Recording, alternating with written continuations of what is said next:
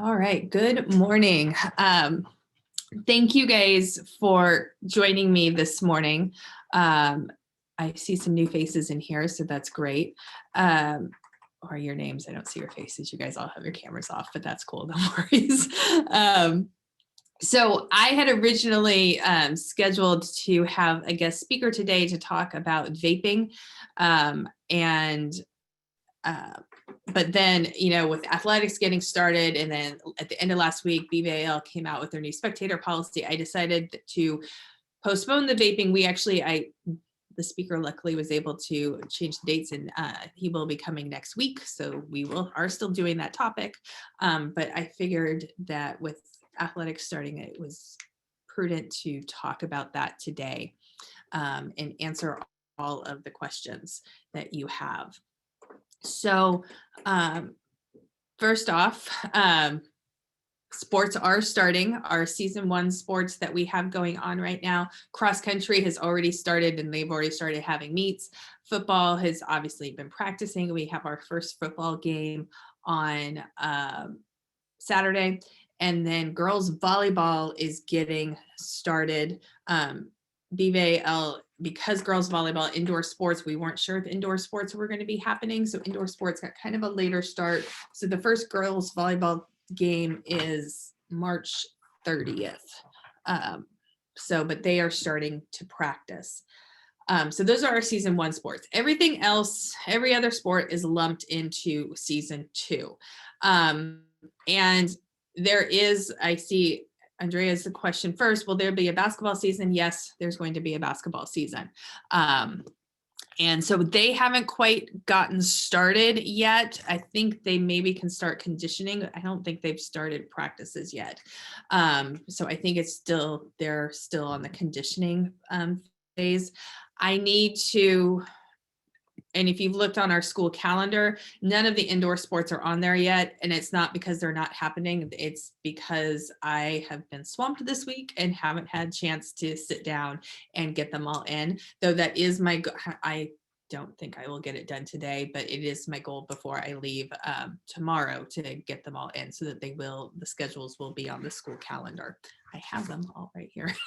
So they are happening. So I think what we should do first is let me pull this up. Why doesn't this? Oh, there it goes. Let me share my screen again and share with you the BVAL policy about spectators, because this is the main reason I wanted to meet with you guys. Cross country isn't a sport that even though they've started competing, it's not a sport that actually lends itself to having a lot of spectators. So we weren't really concerned about cross country. But football is a sport that tends to have a lot of spectators. And so our first football game is this coming Saturday, the 20th. And so we wanted to have this meeting before then so that parents know, what are the rules going to be about spectators. And to be honest, we went in and started the season thinking that there weren't going to be any spectators allowed. And then BVAL decided to allow them, but there are some pretty strict rules about it. So the first, and this is the policy, I sent this out in my email on Sunday. So you should, if you check your School Loop in your email, the address that you have connected to School Loop, this is there. The biggest rules are you have to be wearing a mask. That is an absolute hard rule. No questions about it. You must be wearing a mask. We also are going to be maintaining social distancing. So if you come in, you have to make sure, if you come in with somebody from your household, you can stay with that person, obviously, but then you have to stay 6 feet away from everybody else as best we can. So what is going to happen is basically we have a roster of all of our players, and because there's no tickets that are going to be bought and sold. So what's going to happen is we will have a roster with all of our players. You will come in and you will say, I am here to see Andrew Campbell. And then we'll check off your name. And then once each player has 2 checks by their name, that's it, no more. And so realize that it is like 2 humans like per person, so that it, like, little kids you don't get extra little kids. We have to be very, very strict about this. So if you have like younger siblings and you and your partner are trying to, you're going to have to split that up and decide. We do have 5 football games, and then, you know, with the other sports, there is a season.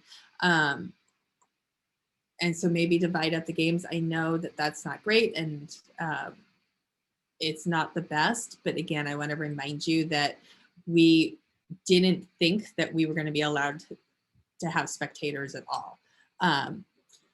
So on this policy, and it says here, all family members are requested to enter at the same time to avoid confusion. If that's at all possible, we would like you to do that because it does make it easier.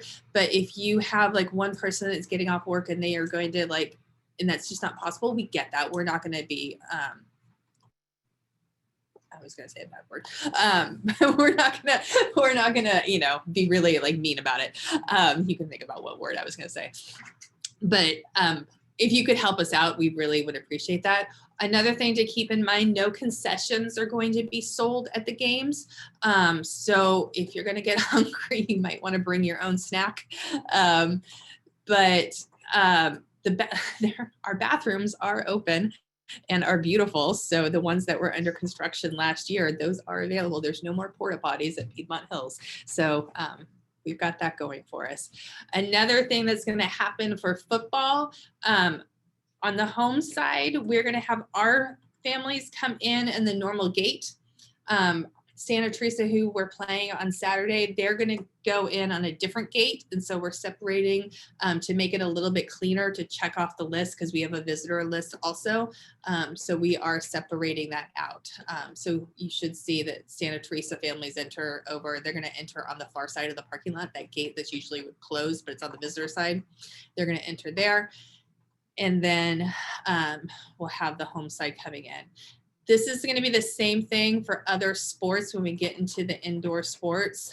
Same type of thing, like sports that are going to happen in the gym, basketball, you know, we'll have the check off and you'll have to come in. So these maximums are set by BVAL. So for the outdoor sports, there's 2 allowed for football, 2 for soccer, 2 for track and field, and then 2 for baseball and softball. For indoor sports, 0 for badminton, because badminton, honestly, we can't have the stands out in badminton. There's like space limitations and facility constraints with badminton, and we just can't accommodate spectators with badminton. Basketball will be 2, cheer, competitive cheer will be 2, volleyball is 2, and then wrestling is 2. And then there is 1 for cross country, but again, you know, I don't know how much we're concerned about cross country. Tennis is 1, swimming is 1, and then we don't have water polo. And then golf, the golf is going to depend on the course that the kids are playing on, and so golf is going to have some different rules with that. Okay, I'm going to stop sharing. I'm going to look at questions in the chat. Okay, so Amy says, my kid told me that parents have to sign a COVID waiver form so they can start practicing. I haven't seen that form, but I'm wondering if the school is going to do anything to make sure that the kids know there are certain rules they have to follow. And if they don't, they get barred from coming to practice, so they don't endanger the whole team. For example, keep 5-6 feet apart, make sure they're wearing masks, except on the play. Yes to all of that.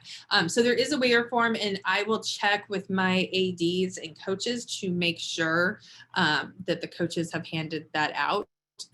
Because if you haven't seen it yet, that's a problem. So we'll make sure that you have seen that. And then I heard that in Palo Alto, parents have to answer a survey every day online to ask if anyone in their household is sick or have a fever. Just wondering if our district of schools has set up a safety measure to put in place to combat. So I know what you're talking about. We actually have that same system for staff that are coming on campus. I'm going to, that's a good question. Andrew, what's it called? The questionnaire thing that we have to do. Let me look it up because it's right here. I did it this morning. I can't remember. I do Company it every day. nurse. Company nurse. Let me ask if they're going to extend that out to students. It's just basically asking, do you have any symptoms? Blah, blah, blah. And then you're good to go. It's like just this quick online thing. I have to do it for my son. My son's in hybrid. I have to do something like that on days that he's coming to school. What I will say, so we've already started testing the football players. Girls volleyball started testing this week. The district is going to be providing tests for all indoor sports. So outdoor sports that are considered low risk, like cross country, we're not going to be testing. But indoor sports, all indoor sports, by the nature that they're indoor, will be considered high risk, and we will be testing those students. It's not a nasal test, it's a mouth swab, so it's easy. It's not like super intrusive. Mr. Campbell and I do it every week. It's no big deal. So we are going to be testing the kids. And yes, I mean, during practices, now obviously with some sports, staying 6 feet apart is going to be hard. Like if you're actually practicing basketball and like practicing a scrimmage, it's going to be tough. But in times that they can stay 6 feet apart, yes, they will be staying 6 feet apart. They have to be wearing a mask during practice. The only times that the players don't have to wear a mask is when they're playing a game and they're actually in the game. Otherwise, they have to be wearing a mask at all times. Is wrestling being considered still? So I assume so, yes. Though wrestling is one of those things because it kind of is a little weird, and my daughter is a wrestler, and so I'm like wondering, like we're going through this right now, like are they actually having a season?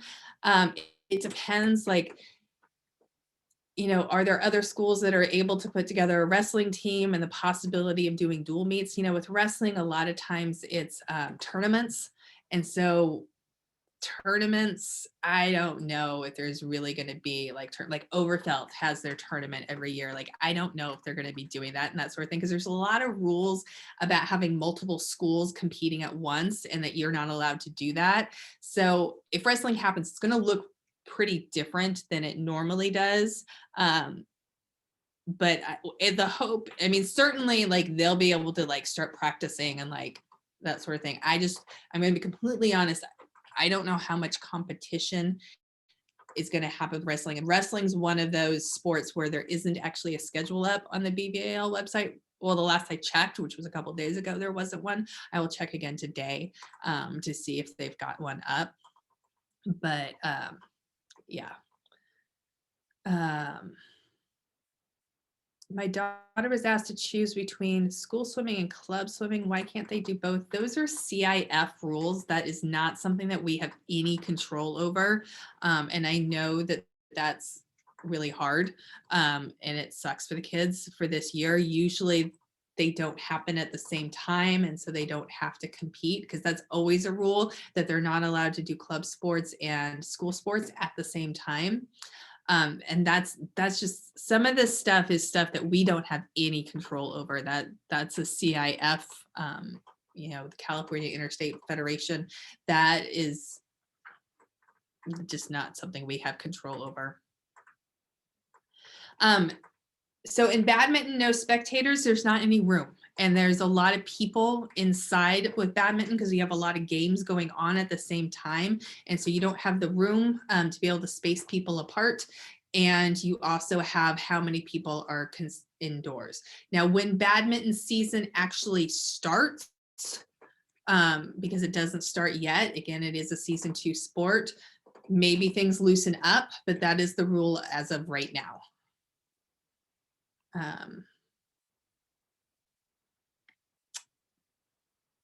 Other questions? I think I got all of the ones that,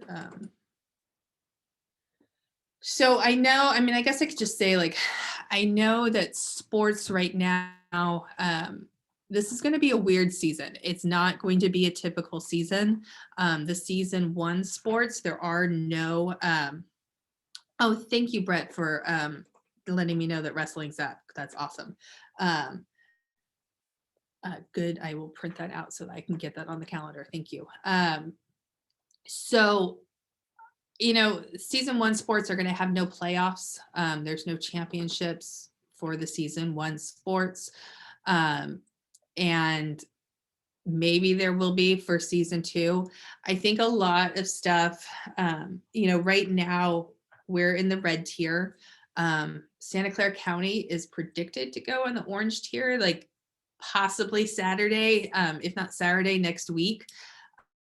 So, you know, if we stay on this, you know, trajectory that we are on as a county, hopefully maybe as like we get into late April and May, maybe we're in the yellow tier, and then a lot of stuff can open up.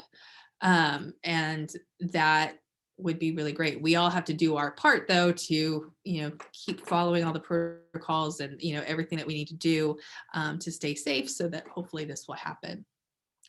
Can a kid try in season 1 and then try out in a season 2? Yes. There is some overlap between season 1 and season 2. So say they are playing girls volleyball right now, and then they're going to want to do girls basketball. There is some overlap, but the coaches know that and they'll accommodate that because the end of season 1 and the start of season 2, there's like a 2-week time. Like basically it's like over spring break, and then the week after spring break is where there's the overlap. So yeah, if you season 2 starts, I'm looking, it depends like when the actual games start. It depends on the sport. Most of them start in April. So practices will start maybe the beginning of April. I'm looking right now at basketball. All of the games start at the end of April. If you guys look on the BVAL website, like I said, I'm going to, by the end of tomorrow, I will have all of these games on our school calendar. But if you were to look on the BVAL website, it's all right. All of the schedules are right there. Boys volleyball starts end of April. Competitive cheer starts early April. Badminton starts early April. So it depends on the sport. And I know that I already have soccer on the calendar. Soccer, I think, starts early mid-April. So it depends on the sport, but season 2, like nothing in season 2 is starting in March. It's all starting in April.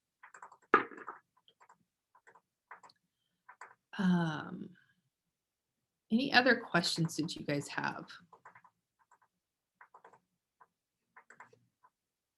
Is it too late to sign up for volleyball? I don't think so. And I'm assuming you mean girls volleyball because that's the one that's in session right now.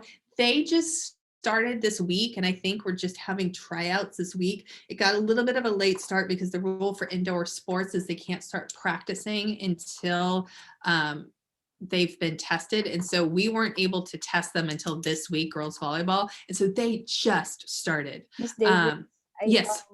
Girls volleyball already done with tryouts, so they already have the teams. Okay. Fortunately, yeah. Okay. They had it last week, and then this week, yeah, they started Okay. practicing already. So what I would say is Dave Andrews is our girls volleyball coach, and he is the boys volleyball coach.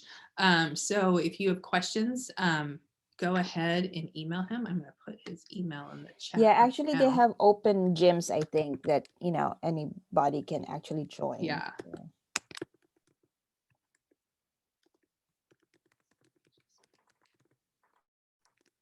That's his, he's our volley, oops.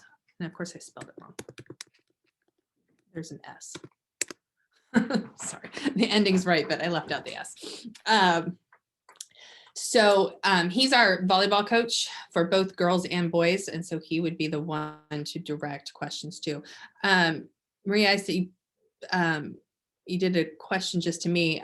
Boys basketball is season 2. All basketball is season 2. The only season 1 sports that we have, because there's other season 1 sports, but actually a lot of them we don't offer. But the ones that we have that we offer at Piedmont Hills is football, cross country, and girls volleyball. There's only 3 sports happening in season 1 for us. Everything else is season 2, which is going to be nutty. And so it sucks for the kids. They're going to have to make some choices. If they, you know, were a basketball player and a track player, they did track, they're going to have to choose, which is too bad. But again, I'm going to be completely honest, in December, I didn't think we were going to have athletics at all. Like, I was like, that's not happening. And to the point where I actually erased because all of the games were already on the calendar and the seasons were already on the calendar. And I was like, that's not going to happen. And so I deleted them all. And then now I'm having to put them back because it is happening. So that is, I think I jinxed us. I think everything happened because I deleted it. So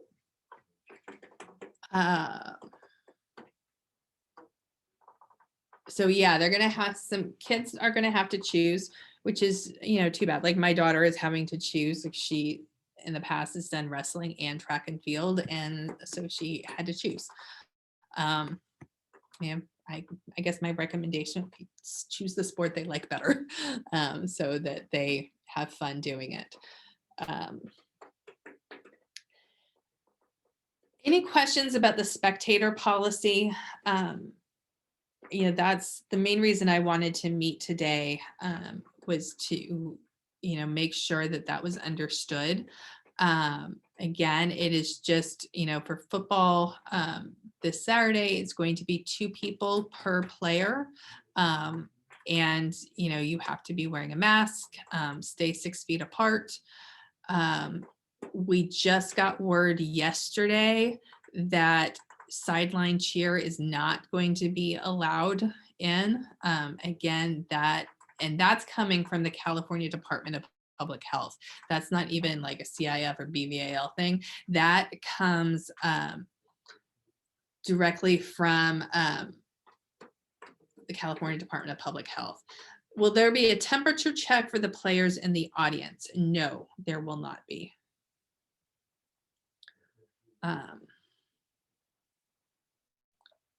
So yeah, no, we won't be doing any sort of screening for the spectators. And then the players, they're getting COVID tested. So that's the screening for the players, because they actually are being tested.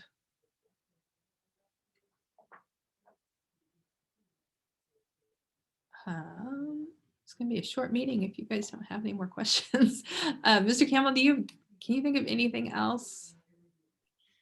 So one thing I want to address in terms of like seating for spectators, if people are going to come in, we did consider like marking off specific spots for seating, but I think in the end we just decided not to do that. That our seating arrangements should be spacious enough that people can just choose their seating and be able to stay 6 feet apart from one another. We'll have some monitors out there to try to help encourage people to stay away. Concession stands will not be open, and we're going to encourage people to not bring food at all so that we can keep masks on as much as possible. Oh, that's true. Yeah. That's true. Good point. One thing I should have mentioned, we have to, and this is going to be true for any sport where there's a JV and a varsity. We will have to clear the stands in between the 2 games. And so if you as a parent have 2 kids and one plays on JV and one's on varsity, I know it's going to be a pain, but we are going to ask you to leave and then come back in so that we can recheck you off. And so, because we're going to have to clear the stadium in between the 2 games. And so please help us out with that. When a kid's in the gym, will they have sanitizer or clean hands before and after? We do have hand sanitizer, and then there is like sanitation that happens in between practices and things like that. And you know, the equipment's getting sanitized, and yeah, so we have protocols that are being in place for sanitation. There is a survey about in-person instruction support. If we answer yes now, is this a commitment? If later we have some concern, can my kids stop going to the cohort? And safety measures for the cohorts. Okay, so the survey, let me take the first part. The survey is not a commitment because it is a survey and we're actually not really even collecting names with that survey. So it was more to gauge like how many of our students are interested in that, so that we have kind of an idea. Are we talking about 80% of our students? Are we talking about 40% of our students? Because that helps us plan. So that was really kind of just like gauging like just raw numbers of like how many students are interested.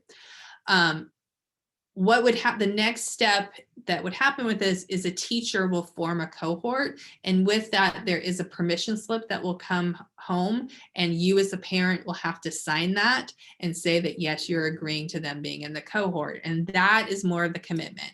Now, can the kids stop going? Yes. There's no attendance taken. Like this is not, the cohorts are not tied to a grade. They're not tied to attendance. It's basically just something that we're going to offer. It's completely voluntary on the student's part. So yes, absolutely, they could stop going. Safety measures, masks required at all times, and 6 feet apart. Again, you know, the same, you know, protocol for sanitizing. We have hand sanitizer. The desks and everything will be sanitized in between cohorts. So yes, we have a lot of safety protocols.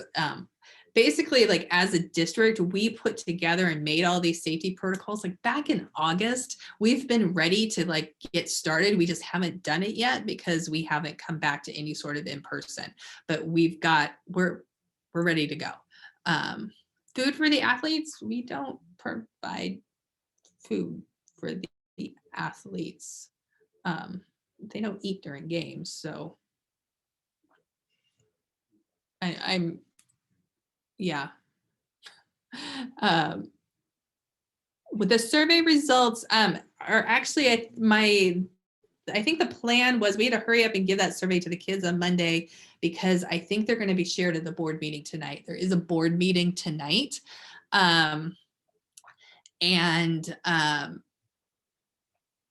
So that's when they're going to present those findings. So I have not seen them yet. I'm looking forward to tonight to get them. Are the referees tested also? Ooh, that's a good question. They're not tested by us. I don't know if they're tested by the company that they work for. I don't know. That's a good question. I'll find out. I'll ask about that. Yeah, we don't test them. So, Melissa, question about them eating. Ask the coach about that. I mean, that's not. I don't know anything about that. It's not something the school handles. So, ask the coaches how they're handling that. Is there a one pager with cohort details? Not yet. There is a letter that that I've given to teachers who are starting to plan the cohorts. Right now, we're really just in the planning phase and just kind of gathering data to see like how many kids are interested and then how many teachers are willing to come in.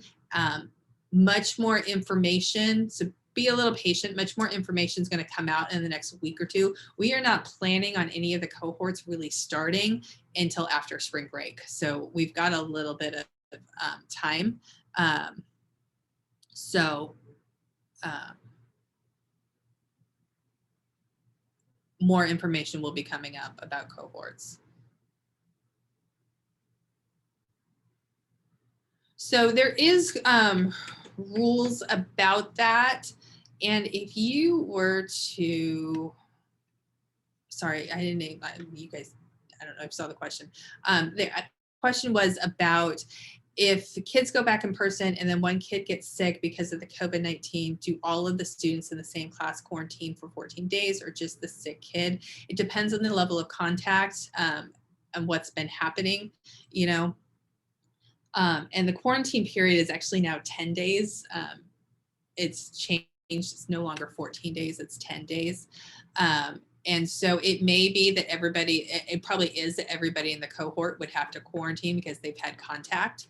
And then there's rules in place that, like, if we have an outbreak where like a certain percentage of the school contracts COVID, then we shut down again. So there's like kind of like protocols and steps in place with that. And what I was going to look, if you look at the district website, and I'm gonna write myself a note. I will send it out to everybody about the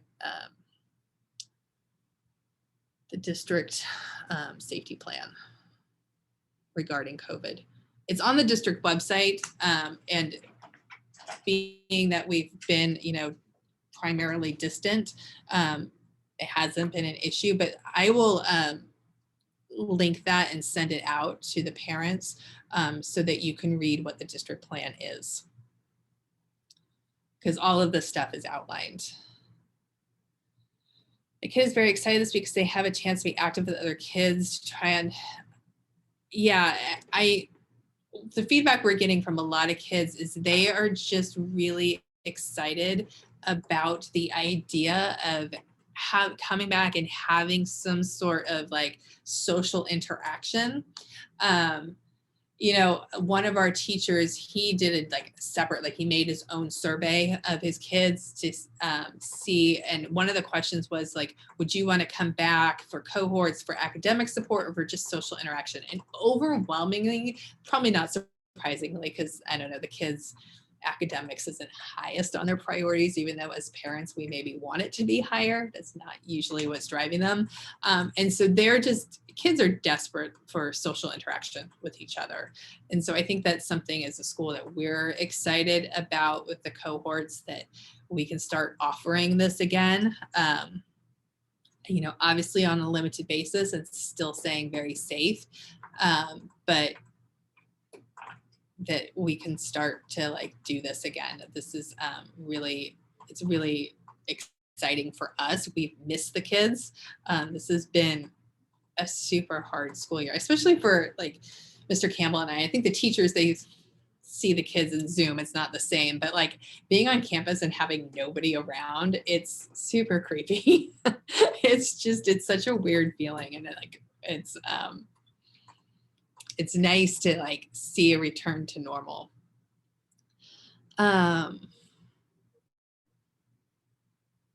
Yeah.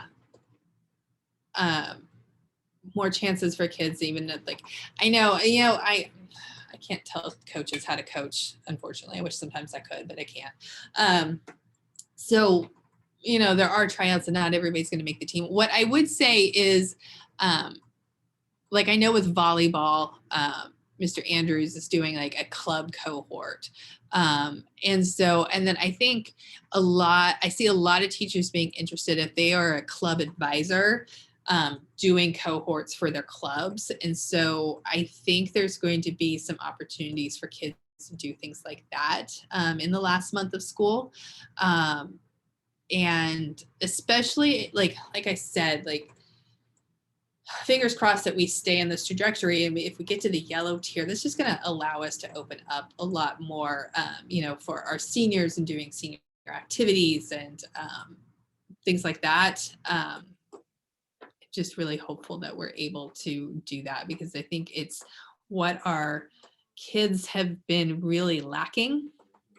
And I see it with my own child my daughter is a senior in high school, and this has been a rough year. I mean, she was diagnosed with depression before all of this happened. And believe me, this is not, this past year has not helped at all. But she was able to start going back to wrestling practice this week, and just such a difference. I mean, of course, she's like, oh my gosh, I'm so out of shape. And, so I think that was a little discouraging for her because she's got to get back in shape. But just being able to be on campus and be around her peers and have that, rather than her just laying in bed doing Zooms from bed, which my kid totally does. So no judgment if your kids are doing that. If your kids are actually sitting at a table doing their Zooms, more power to you as a parent, because my kids, no way, that's not happening.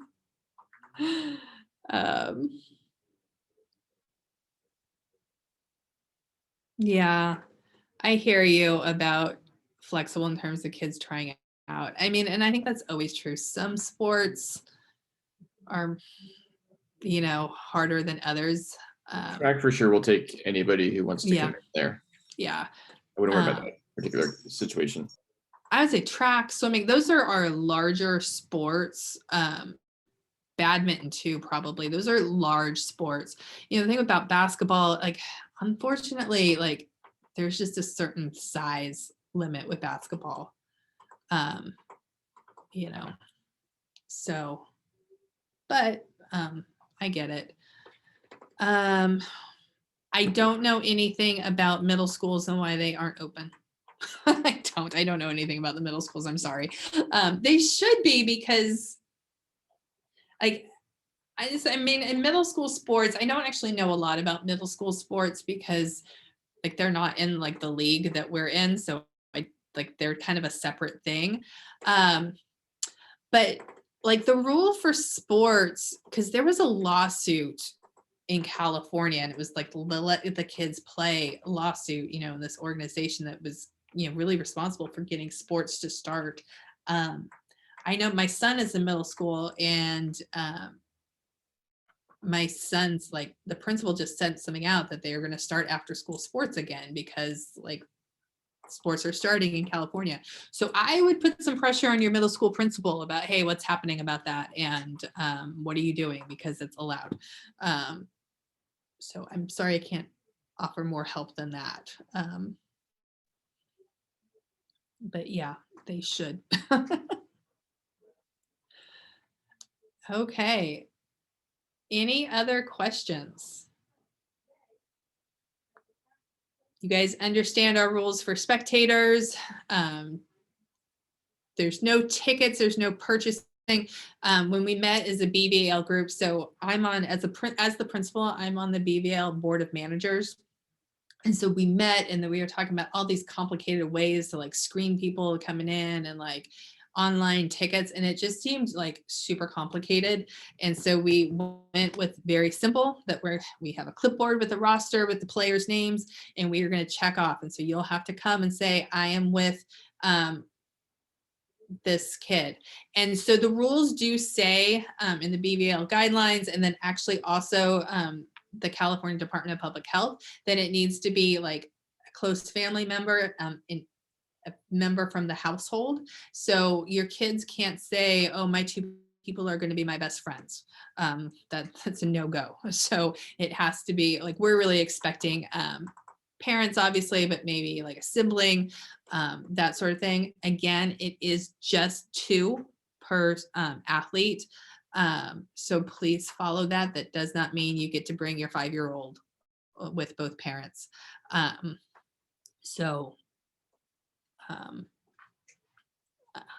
hoping that everybody understands that and follows that.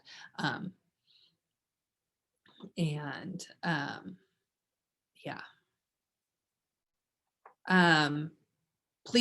Another thing, please try to show up on time with games. I don't know if we're gonna like close it off to spectators at a certain point. That's kind of fuzzy right now. Honestly, I'm kind of like, well, let's see how Saturday goes. And see, but the more that you come in on time, the better. Do you just need to show an ID to be the games for JV football? No. So we're not even gonna like check names. What you're gonna do, Grace, is you're gonna come in and you're gonna say, I am here, my player is Andrew Campbell. And we're gonna put a check by Andrew's name, and he's got one person coming in. And then if you have somebody with you, that's the second person that's coming in for Andrew Campbell. And those are the two people. That's how we're going to handle this. Okay. So you don't have to show any ID or anything like that. We're hoping that because we're hoping that this process actually goes pretty fast and we don't have a line of a log jam at the gate. That was, one of our concerns is we don't want, like a big group of people like waiting to get into the gate. And Grace, you missed, like I said in the beginning, like we are separating out the visiting team from the home team. So the visiting team will go in a different gate and then the home team will come in a different gate, and that will help with the line also, so that this will have to, it will go pretty fast. We are going to have to clear the stands in between the JV and the varsity game. So you aren't going to be able to stay for varsity unless you have a varsity player. And then we're going to ask you to recheck in for the different player. So this will be the same. Thank you, Maria. It will be the same for volleyball. Yeah, so the same procedures. I don't know if we'll do a separate entrance for volleyball because We can do two different side door, not on the side, but just the facing. We can use two different sides there. yeah, because I think we'll probably only have one side of the stands out, because we're going to have that for basketball too. We're only going to have one side of the stands out, because like the lines where the players sit, they have to be 6 feet apart. And so like, we're going to have to like scatter, like we need to like kind of have that whole side of the gym where the players are, like for their seating, to keep them separated. So there's some logistics that have to go with this. So yeah, but I think there will be fewer people coming in for volleyball. So it's because there's not as many people on the team. So that will be a little bit easier. But yeah, Maria, it'll be the same. Tennis practice. Since the tennis practice starts next week, will the side gates remain open till at least 6 or 6:30? Yes. As athletics is getting going, we've shifted our custodial times to more like they're more on the traditional schedule that they normally are for most of this year, because we didn't have night events. So we were able to just mostly have our custodians during the day and not have them at night. But with sports starting, we've shifted back to our regular schedule. And so that means the gates will stay open. Restrooms will be open during the games. Yes. And they're not porta potties. They're real restrooms now. It's very exciting. But yes, they will be. Okay. Any last questions?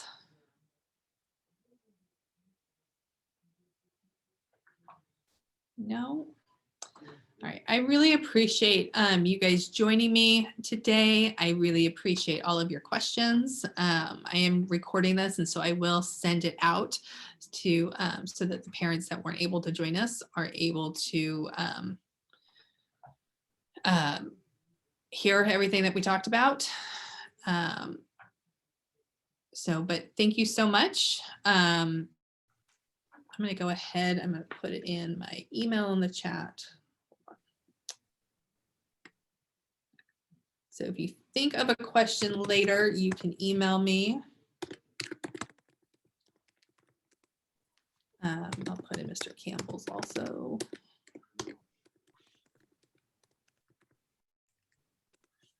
So if you like can log off and you're like, oh, I should have asked this, go ahead and email me.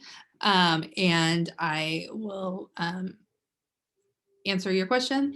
And again, for the cohorts, be patient with the information coming out. My guess is, so I think the district's been holding off on a lot of details because there is another board meeting tonight, and to see, what the board, like if they're going to amend our plan at all, or they're going to change anything, because all of that has to come from the board, and it has to be decided by them. So with the board meeting tonight, my expectation is that there's going to be a lot more details coming out next week about what the plan is for the cohorts. But again, our cohort plan is not really intended to start until after spring break. There's some teachers that feel comfortable and are starting earlier, but most people are saying after spring break because that's when they're going to be fully vaccinated. And so, all right. Thank you, everybody. And have a great rest of your day. I'm going to stop recording now.